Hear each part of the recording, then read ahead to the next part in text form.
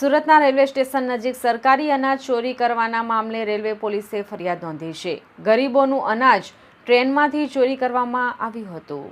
ગઈકાલે મકર સંક્રાંતિના દિવસે આમ આદમી પાર્ટીના નેતાઓએ રેલવેના ડબ્બામાંથી સરકારી અનાજ બારોબાર ચોરી કરવાનું કૌભાંડ ઝડપી પાડ્યું છે।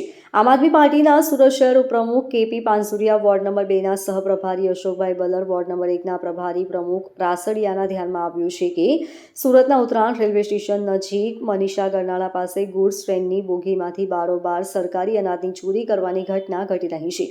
જે બાબતે તેમણે આમ આદમી પાર્ટી સુરત લોકસભા ઇન્ચાર્જ રજનીકાંત વાઘાણીનો સંપર્ક કરતા તમામ ઘટના સ્થળે પહોંચ્યા હતા। ઘટના સ્થળ પર જઈને જોતા માલુમ પડ્યું કે ગુડ્સ ટ્રેનના લગભગ દરેક ડબ્બા પર વ્યવસ્થિત સીલ મારેલું છે અને પુરવઠા વિભાગનો સિક્કો પણ છે। જે ડબ્બામાંથી ચોરી થયાનું ધ્યાનમાં આવ્યું ત્યાં સીલ પણ સૂતલીથી દોરીથી મારેલું હતું। એવો અર્થ એવો થયો કે સુનિયોજિત રીતે એ સીલ આસાનીથી તોડી શકાય અને ચોરીની ઘટનાને અંજામ આપી શકાય છે। એ રીતનું એ સીલ માર્યું હતું। ડબ્બાની આજુબાજુમાં નીચેની જગ્યાએ ખોદેલા ખાડામાં આશરે 15 થી 20 અનાજની બોરીઓ નાખેલી અને બિનવારસી હાલતમાં પડેલી હતી।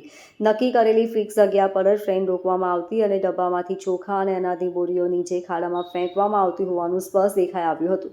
જે સુનિયોજિત અનાજ ચોરીનું કાવતરું કરી શકાય છે। આ બાબતે આમ આદમી પાર્ટી સુરત લોકસભા ઇન્ચાર્જ રજનીકાંત વાઘાણીએ જણાવ્યું હતું કે ગરીબોના મુખનું અનાજ લૂંટવાની એક ગંભીર ઘટના મનીષા ગરનાળા પાસે આવેલા રેલવે ટ્રેક નજીક પ્રકાશમાં આવી છે। અજાણી વ્યક્તિઓ દ્વારા રેલવે ટ્રેક પાસે આશરે 15 થી 20 બોરા જેટલું અનાજ ગેરકાયદે રીતે ઉતારવામાં આવ્યું છે।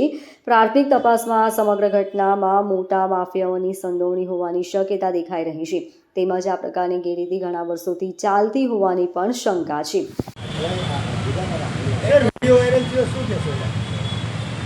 ગઈકાલે ઉત્તરાયણ વિસ્તારમાં રેલવેના પાટા પાસે ગુડ્સ સ્ટેન્ડમાંથી કંઈક અનાજની ચોરી થતો એક વિડીયો વાયરલ થયો છે।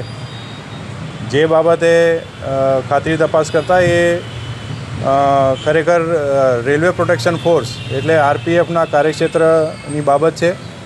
જે અંગે આ વિડીયો બાબતે તપાસ કરીને તે લોકોએ સ્થળ ઉપરથી સમયસર પહોંચી જતા આ ચોરી થતી અટકાવવામાં આવી છે। તેમજ જે એમાં વિડીયોમાં દેખાતા ઈસમ છે અમુક એ શકદારોને આઈડેન્ટિફાઈ કરી લીધા છે। તેમની સામે આરપીએફે આરપીયુપી એક્ટ હેઠળ ગુનો પણ દાખલ કરેલ છે અને ટૂંક સમયમાં એ લોકોએ શકદારોને આઈડેન્ટિફાઈ કરીને એની ધરપકડ કરનાર છે।